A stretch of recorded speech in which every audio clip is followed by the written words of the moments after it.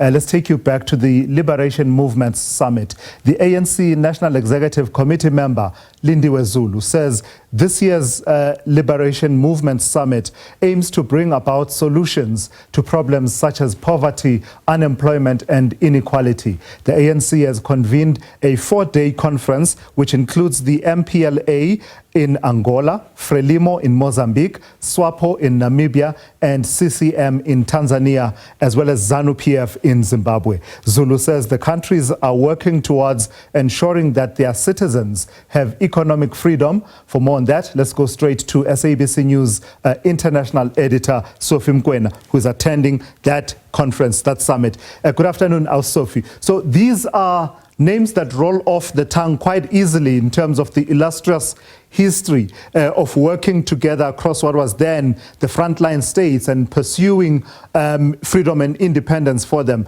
But my goodness, they've been plagued with governance issues since they took power, and in many instances, many of them facing electoral recession. Tell me what the conversation is at that summit that aims to turn around that tide while ensuring economic empowerment in the various countries.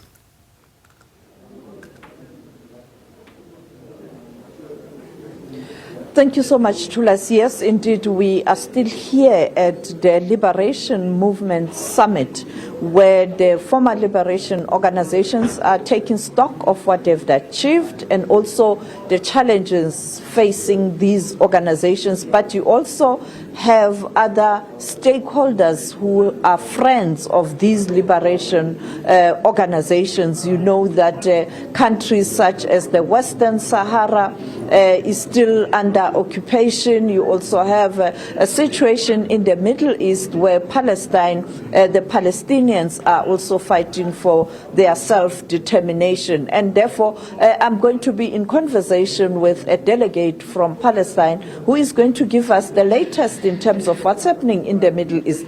Thank you so much for your time. You delivered a powerful message calling on the world to not drop the ball and look away as it relates to the situation in Palestine. What is the latest from Gaza? You know, first of all, I am here with a message on behalf of all Palestinians, all Palestinian political factions. Sure, I am a member of Fatah, but Fatah is part of the rest of the Palestinian people. The message is our gratitude.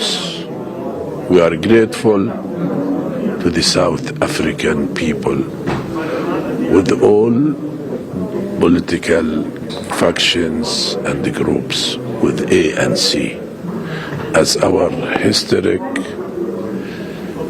partner, ally, to the people of South Africa, to the president, a great leader who had the courage to lead an effort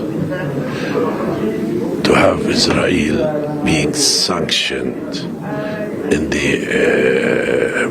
International Court, ICC.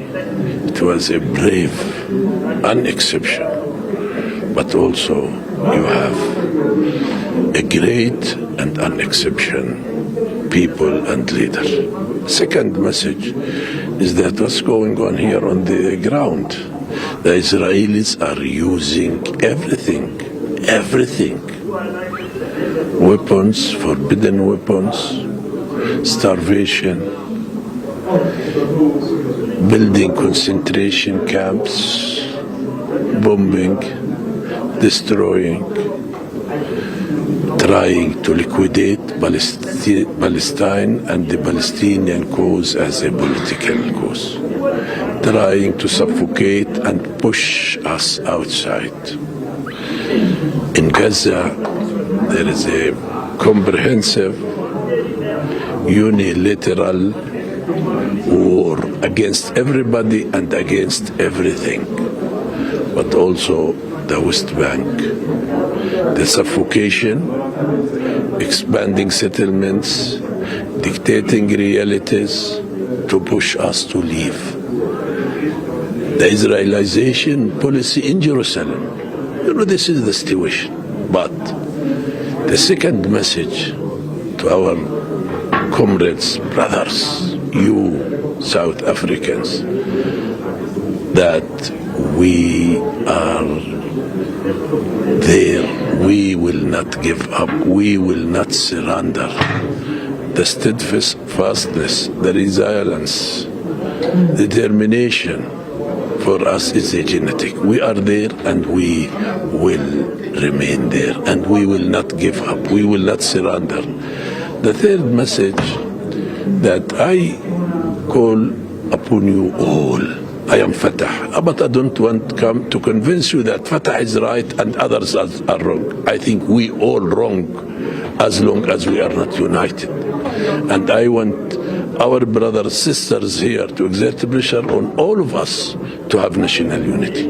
National unity based on 4 principles. The first principle, national Palestinian census about the political plan, which the emergence of an independent sovereign state according to the UN, and we have to accept the UN resolutions as term of reference to settle this conflict. We have also to develop national census about the resistance, and we think the popular resistance now could be more effective and more protective. The third, that we are going to have political pluralism, one authority, one gun, one police, and one law. And the fourth, the sharing of power should come through democratic general elections.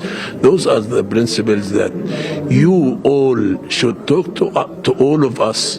All Palestinian political factions should meet on that. Thank you so much. There you have it.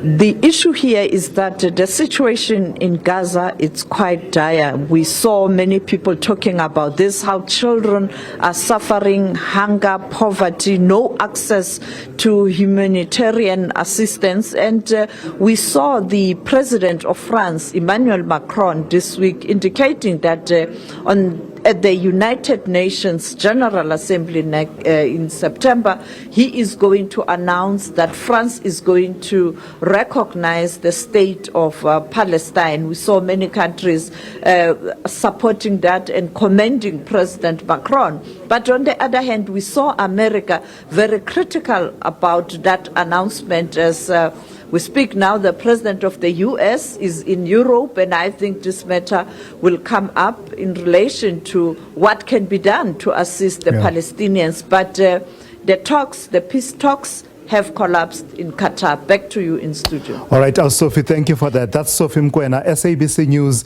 International News Editor, reporting for us from the Liberation Movement Summit out in Campton Park.